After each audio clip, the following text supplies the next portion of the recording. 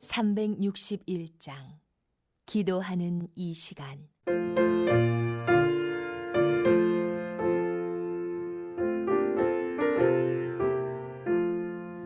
기도하는 이 시간 주께 무릎 꿇고 우리 구세주 앞에 다 나아가네.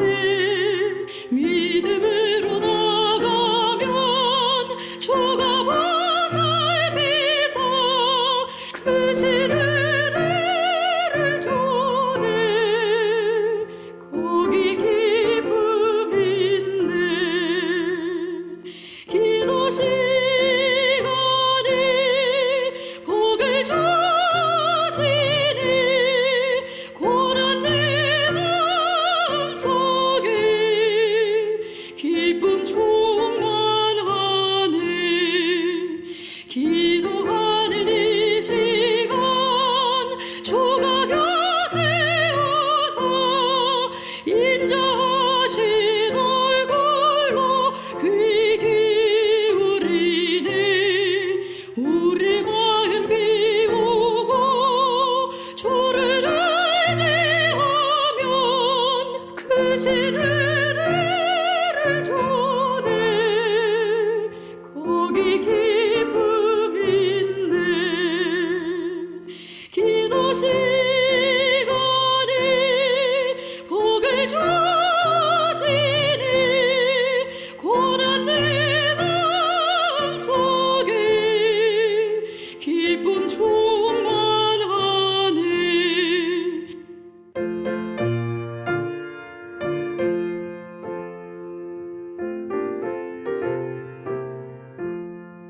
기도하는 이 시간 주께 엎드려서 은밀하게 구할 때 곧 응답받네.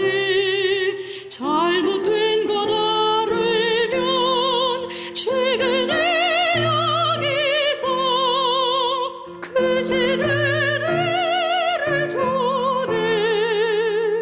거기 기쁨 있네. 기도 시간이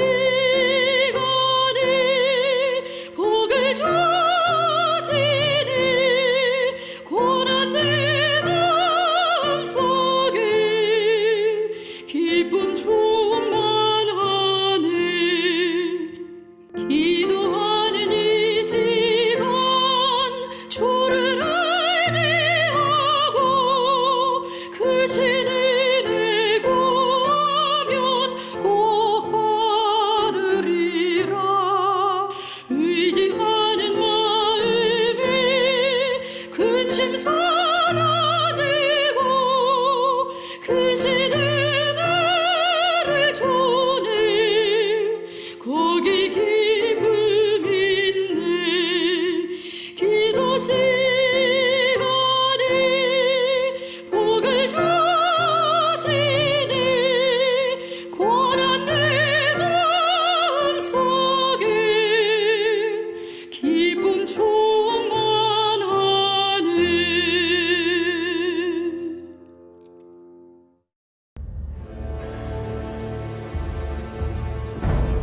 사울이 그의 아들 요나단과 그의 모든 신하에게 다윗을 죽이라 말하였더니 사울의 아들 요나단이 다윗을 심히 좋아하므로 그가 다윗에게 말하여 이르되 내 아버지 사울이 너를 죽이기를 꾀하시느니라.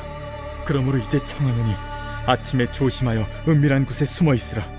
내가 나가서 내가 있는 들에서 내 아버지 곁에 서서 내 일을 내 아버지와 말하다가 무엇을 보면 내게 알려주리라.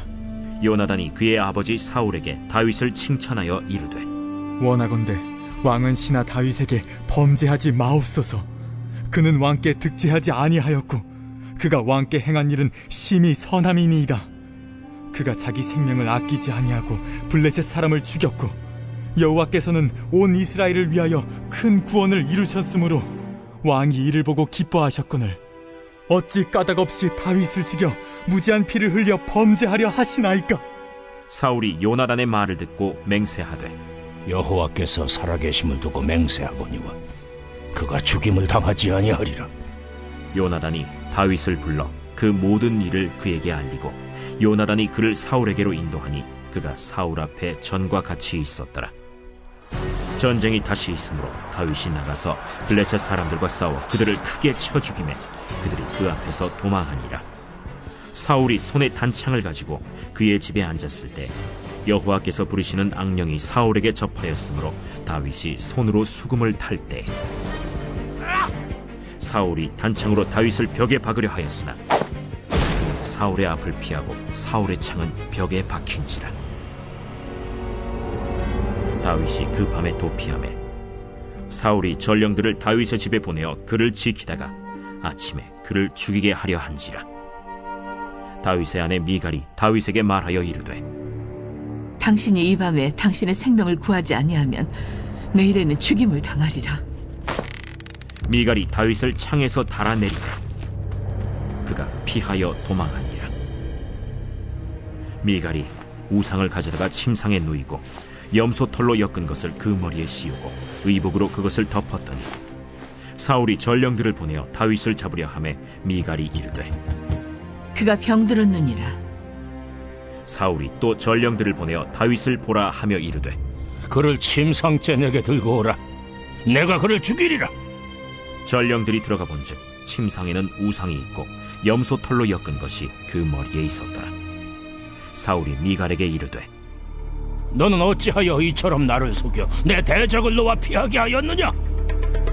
그가 내게 이르기를 나를 놓아 가게 하라. 어찌하여 나로 너를 죽이게 하겠느냐 하더이다. 다윗이 도피하여 라마로 가서 사무엘에게로 나아가서 사울이 자기에게 행한 일을 다 전하였고 다윗과 사무엘이 나요스로 가서 살았더라. 어떤 사람이 사울에게 전하여 이르되 다윗이 라마 나요스에 있더이다. 사울이 다윗을 잡으러 전령들을 보냈더니 그들이 선지자 무리가 예언하는 것과 사무엘이 그들의 수령으로 선 것을 볼 때 하나님의 영이 사울의 전령들에게 임하매 그들도 예언을 한지라. 어떤 사람이 그것을 사울에게 알림해 사울이 다른 전령들을 보냈더니 그들도 예언을 했으므로 사울이 세 번째 다시 전령들을 보냈더니 그들도 예언을 한지라. 이에 사울도 라마로 가서 세구에 있는 큰 우물에 도착하여 물어 이르되 사무엘과 다윗이 어디 있느냐? 어떤 사람이 이르되 라마 나요스에 있나이다. 사울이 라마 나요스로 가니라. 하나님의 영이 그에게도 임하시니 그가 라마 나요스에 이르기까지 걸어가며 예언을 하였으며 그가 또 그의 옷을 벗고 사무엘 앞에서 예언을 하며 하루 밤낮을 벗은 몸으로 누웠더라. 그러므로 속담에 이르기를 사울도 선지자 중에 있느냐 하니라.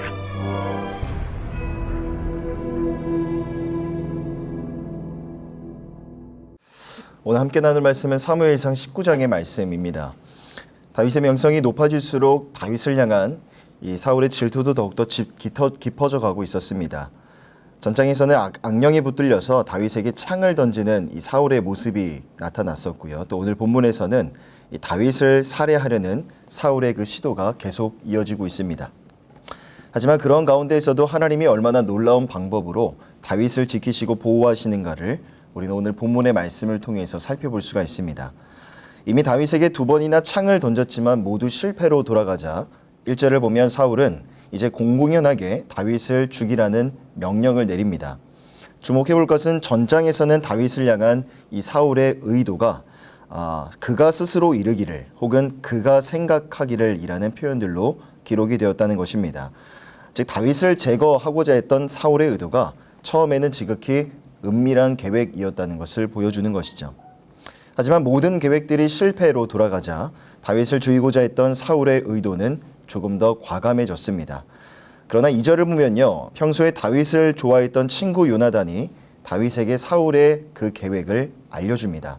뿐만 아니라 3절부터 5절의 말씀을 보면 아버지 사울에게 그 계획이 하나님 앞에 큰 죄악이라는 것을 말할 뿐만이 아니라 다윗의 무죄함을 적극적으로 변호해 주기도 하죠. 그 이후 사울은 잠시나마 마음을 돌이켜서 다윗을 죽이려던 자신의 계획을 철회하기도 합니다. 하지만 이것은 어디까지나 거짓된 맹세였고 그 이후로도 사울은 거의 10년 가까운 시간 동안 다윗을 죽이기에 혈안이 됩니다. 이처럼 다윗이 수차례에 걸쳐서 죽음의 위기를 겪어야 했던 그 이유는 과연 무엇이었을까? 그것은 바로 하나님의 뜻에 따라 정직하고 바르게 살고자 했던 그의 모습 때문이었을 겁니다. 하나님 앞에 날마다 바르고 정직한 모습으로 서기 원했던 그의 모습이, 그리고 어떤 위기 속에서도 하나님의 도우심을 통해서 그 위기를 극복해 나아가는 이 다윗의 모습이 오히려 사울에게 있어서는 거리끼는 모습으로 비춰졌던 것이죠. 왜냐하면 사울은 끝끝내 하나님 앞에 불순종하였고 회개하지 않음으로 인하여서 사무엘과 결별하였고 폐위 선고를 받은 이유였기 때문입니다. 여러분, 하나님과 함께하는 다윗의 모습이 사울로 말미암아 핍박을 받는 이러한 역설적인 관계가 성립될 수밖에 없는 이유는요, 바로 하나님과 세상이 서로 갈등의 관계에 속해 있기 때문입니다. 그런 세상을 사랑하시기 위하여 예수님이 이 땅에 오셨지만 세상 가운데 예수님이 죄인으로 몰려 죽임을 당하셔야만 했던 이유도 바로 이 때문이었죠. 하지만 하나님은 그러한 갈등까지도 오히려 자기 백성을 구원하시기 위한 방편으로 사용하셨습니다. 그러기에 그러한 우리 하나님의 놀라운 섭리를 바라볼 때 우리의 삶에도 소망이라는 것이 생기죠. 때로는 하나님 앞에서 정직하고 바르게 살아가고자 하는 우리의 삶이 세상으로 하여금 미련하고 어리석은 모습으로 비춰질 때가 있습니다. 반면에 이 세상에서 불의를 행하고 불법을 통하여서 온갖 부를 축적하고 명예를 취하는 그런 삶이 똑똑하고 현명하고 지혜로운 삶의 모습으로 비춰질 때도 있죠. 하지만 이 세상에서의 모든 불의와 불법에 대해서 하나님이 언젠가 반드시 심판하실 것이고 그 가운데서 당신의 백성들을 구원해 가시는 하나님의 통치 원리를 우리가 깨닫고 그 원리를 우리가 바라볼 수 있다면 그래도 우리는 이 땅을 살아가면서 결코 사울과 같은 삶이 아니라 다윗과 같은 바르고 정직한 삶을 선택할 수가 있는 것입니다. 이사야서 32장의 말씀을 보면요, 사울의 삶을 그대로 잘 보여주는 말씀 한 구절이 있습니다. 이사야 32장 7절입니다. 악한 자는 그 그릇이 악하여 악한 계획을 세워 거짓말로 가련한 자를 멸하며 가난한 자가 말을 바르게 할지라도 그리 함이거니와 라고 말씀합니다. 악한 자는 언제나 악한 계획을 세우고 그 악한 일을 실행하기에 늘 분주한 것이죠. 하지만 이어지는 이사야 32장 8절의 말씀을 보면요, 이런 말씀이 등장합니다. 존귀한 자는 존귀한 일을 계획하나니 그는 항상 존귀한 일에 서리라. 우리 주위를 돌아보면 온갖 불의와 부정한 방법을 동원하여서 형통과 번영을 꾀하는 악인들이 존재합니다. 또 이유 없이 누군가가 나를 핍박하기도 하고 나를 괴롭히고 못 살게 하는 그런 악인들도 존재할 때가 있죠. 하지만 그럼에도 불구하고 우리는 그들에게 악으로 맞대응하는 것이 아니라 선으로 응대할 수 있고요. 또 계속해서 하나님 앞에 정직하고 바른 마음을 견지한 채 존귀한 일을 계획하고 그 일에 앞장설 수 있는 이유는 악인의 계획과 그의 행함에는 반드시 엄중하고도 준엄한 하나님의 심판이 예고되어 있기 때문입니다. 앞으로 펼쳐질 사울이 맞이하게 될 그의 궁극적인 결말이 바로 그것을 잘 설명해주고 있는 것입니다. 그리고 하나님은요, 우리가 계속해서 그 하나님 앞에 바르고 선한 길을 걸어가고 그 길을 선택할 수 있도록 우리와 함께 하시는데, 하나님이 우리와 함께 하심의 그 증거가 무엇인가? 바로 본문에 나타나는 다윗과 함께했던 친구 요나단의 존재였던 것입니다. 다윗이 선택했고 걸어갔던 그 하나님 앞에서의 정직하고 바른 삶이 결코 틀리지 않았다는 것을 친구 요나단이 변호를 해주죠. 그리고 다윗이 그 길을 걸어감에 있어서 혼자 외롭지 않도록 요나단은 묵묵히 옆자리에 지켜주었던 겁니다. 그런 면에서 보았을 때 다윗을 향한 요나단의 사랑과 우정의 모습은 바로 오늘날 우리를 향한 예수 그리스도의 사랑과 우정을 예표한다고 볼 수도 있죠. 그러기에 사랑하는 성도 여러분, 다윗과 같이 늘 하나님 앞에 바르고 정직한 마음으로 그 신앙의 모습으로 살아가는 우리 모든 성도님들이 다 되시기를 바랍니다. 때로는 조금 내가 손해를 보고 피해를 본다 할지라도 언제나 존귀한 일을 계획하시고 존귀한 일을 행하시며 그 일에 앞장서시는 우리 모든 주님의 백성들이 되시기를 바랍니다. 결국 그러한 모습이 다윗과 같이 하나님 앞에서 인정받을 뿐만 아니라 주변의 사람들에게까지도 칭찬받고 인정받는, 또한 그들의 도움을 얻을 수 있는 그런 결과로까지 이어지게 될 것입니다. 그 다음 이어지는 8절 이후의 말씀을 보면요, 다윗을 지키시고 구원하시는 또 다른 하나님의 일하심을 우리가 살펴볼 수 있습니다. 8절을 보면 다윗이 블레셋과의 전쟁에서 승리하자 사울은 다시 시기짐에 사로잡힙니다. 그리고 다윗을 살해하려고 하죠. 10절을 보면 사울이 악령에 붙들려서 단창으로 다윗을 죽이려 했습니다. 하지만 그것도 수포로 돌아가자 이번에는 사람들을 보내어서 다윗을 죽이려고 하죠. 하지만 사울의 딸 미갈이 지혜롭게 행동하여서 다윗을 구원합니다. 미갈은 다윗을 창에 달아 탈출시켰고 다윗의 침상에는 다른 무엇인가를 눕혀놓았습니다. 그리고 마치 다윗이 몸이 아파 누워있는 것처럼 그 모습을 꾸몄죠. 결국 다윗은 극적으로 자객들의 칼날을 피할 수가 있었던 겁니다. 이처럼 미갈의 번뜩이는 재치로 다윗은 1차적으로 본인의 목숨을 구할 수가 있었습니다. 하지만 더 깊이 들어가 보면 결국 이 모든 것은 바로 다윗을 택하셨고 다윗과 함께 하셨던 하나님의 도우심과 보호하심의 결과였죠. 여기서도 우리는 사울과 대조되는 다윗의 모습을 살펴볼 수가 있습니다. 엄밀히 말하면 이 미갈이라는 여인은요, 사울의 둘째 딸이었습니다. 사울의 사람이었죠. 애초에 사울이 다윗을 해하기 위해서 과거 다윗에게 준 그의 딸이었습니다. 하지만 사울은 도리어 그 딸로 말미암아 다윗을 죽일 수 있었던 절호의 기회를 놓치게 되었던 것이죠. 결국 이것이 무엇을 말해주는 거 아니? 악인이 세운 그 어떤 탁월한 계획이나 전략도 결국 하나님 앞에서는 지극히 헛되고 헛된 것이 될 수밖에 없다는 겁니다. 하나님은 오히려 악인이 세운 계획을 가져다가 당신의 선과 뜻을 이루시기 위한 도구로 사용하시는 것을 우리가 바라볼 때 우리 삶에 찾아온 어떤 위기와 어려움 앞에서도 우리는 용기를 지닐 수가 있는 것이죠. 그리고 차분하게 기도하면서 하나님의 일하심과 하나님의 도우심을 간구할 수가 있는 겁니다.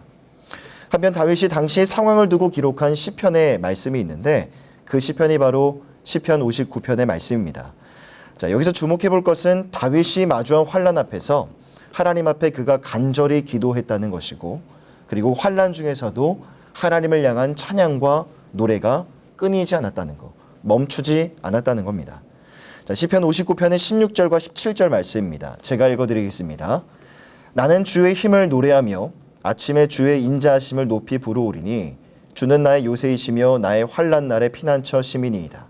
나의 힘이시여 내가 주께 찬송하오리니 하나님은 나의 요새이시며 나를 긍휼히 여기시는 하나님이시미니이다.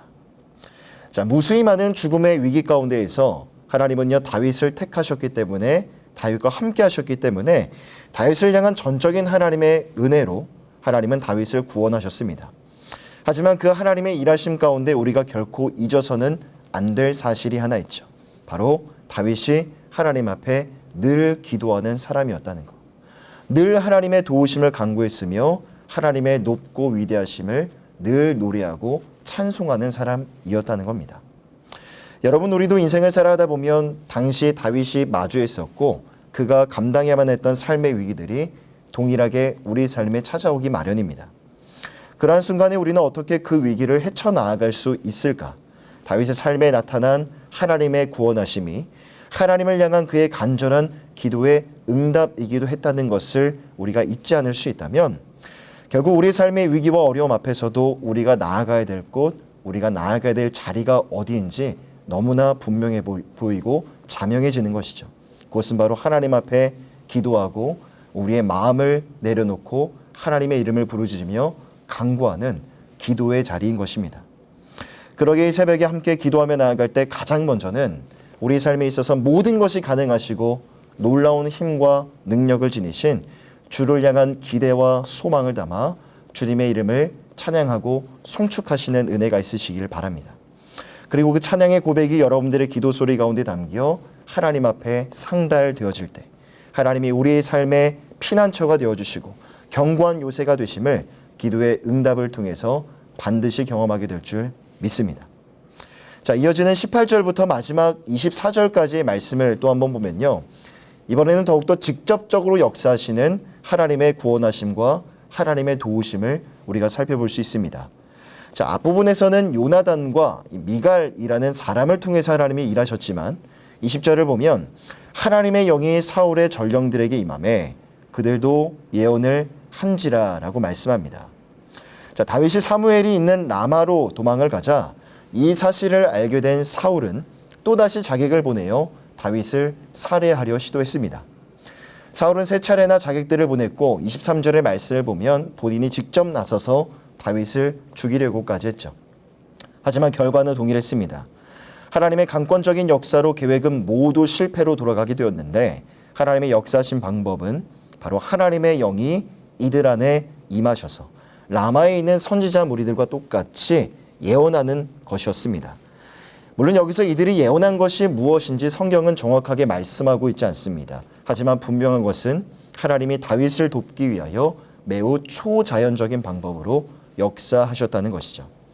마지막으로 24절을 보면 다윗을 죽이기 위해 라마로 찾아온 사울도 하나님의 영에 붙들렸는데 그가 사무엘 앞에 옷을 벗고 하루 종일 머물러 있었다. 예언하고 있었다라고 말씀합니다. 여기서 우리가 주목해야 될 것은 바로 그가 스스로 옷을 벗었다는 것이죠. 비록 무의식 가운데 있긴 했지만 그가 스스로 옷을 벗었다는 것은 결국 그의 왕위가 폐위될 것을 상징하는 것이었고 사울은 자기 스스로가 그것을 예표한 것과 다름이 없었던 것입니다. 이처럼 오늘 본문에서는요, 자신의 최후를 예견이라도 한 것처럼 계속해서 죄악을 일삼는 사울의 비참한 모습을 우리가 목격할 수가 있습니다. 그리고 그럴수록 그와는 대조되는 다윗의 의연한 모습과 신앙의 모습이 더욱더 빛을 발하고 있죠. 결국 하나님이 함께 하시는 자와 그렇지 않은 자의 궁극적인 결말이 무엇인가? 바로 사울과 다윗의 모습이 그것을 보여주고 있는 것이고 자연스럽게 사울의 왕권이 이제는 조금씩 다윗에게로 넘겨지고 있음을 또한 우리는 살펴볼 수가 있습니다. 환난 중에 있던 다윗이 사무엘이 머물고 있던 라마로 피신했던 것은 결국 그가 하나님의 품에서 하나님의 피난처를 찾고자 그 피난처 안에 머물고자 했기 때문이었을 겁니다. 그와 동일하게 우리의 인생 가운데에서도 유일한 피난처는요 바로 우리 주 하나님 아버지의 품밖에는 없습니다. 그리고 하나님은 자기에게 피한 자를 결코 외면하지 아니하시고 지키시고 보호하시겠다라고 말씀하시죠. 마지막으로 시편 46편 1절을 보면 이렇게 말씀합니다. 하나님은 우리의 피난처시오 힘이시니 환난 중에 만날 큰 도움이 되시니라. 주 안에 살아가는 성도 여러분, 자기의 백성을 향한 하나님의 택한 백성들을 향한 하나님의 약속과 언약은요 절대로 변하는 법이 없습니다. 그러기에 오늘 이 새벽에 기도하며 나아갈 때 우리를 향한 그 하나님의 언약의 말씀을 기억하시고 우리의 피난처가 되시며 환난 중에 큰 도움이 되실 뿐만 아니라 견고한 요새가 되시는 그 주님의 은혜를 기도의 응답을 통해서 경험하는 이 새벽의 모든 성도님들 다 되시기를 주님의 이름으로 간절히 부탁드립니다. 기도하겠습니다. 사랑과 은혜가 풍성하신 하나님, 어떠한 상황 속에서도 택한 백성들을 지키시고 보호하시는 그 하나님의 신실하심을 찬양합니다. 환난 가운데 있는 우리를 도우시기 위하여 때로는 사람을 통해 일하시기도 하고 때로는 강권적으로 역사하신 하나님, 그 하나님 앞에 오늘도 간절히 기도하며 나아갈 때 살아계신 하나님 응답하여 주시고 늘 하나님 앞에 머물며 인생 살아가기를 결단하고 소망하는 은혜가 우리 안에 있게 하여 주시옵소서. 또한 악인은 언제나 악한 일을 계획하고 그 악을 실행하지만 의인은 존귀한 일을 계획하고 그 일에 앞장선다라고 말씀하신 주님, 공의의 하나님 앞에서 이 땅의 모든 불의와 죄악들이 반드시 심판받는 그날이 속히 오게 될 줄 믿습니다. 그 하나님의 구원하심과 심판하심의 계획을 바라보며 오늘도 우리가 서 있는 삶의 자리에서 바르고 정직한 모습으로 존귀한 자녀로 존귀한 백성들로 살아가는 이 새벽의 모든 성도들 다 되게 하여 주시옵소서. 감사드리며 우리 주 예수 그리스도의 이름으로 간절히 기도하오며 지금은 우리 주 예수 그리스도의 은혜와 하나님의 사랑하심과 성령 하나님의 교통하심의 은혜가 환난 가운데 큰 힘과 도움이 되실 주님 앞에 오늘도 감사와 찬양으로 살아가기를 결단하고 소망하는 예수 믿는 성도들 머리 위에, 주님의 백성들, 주님의 자녀들 머리 위에 이 은혜가 영원토록 함께 있을지어다. 아멘.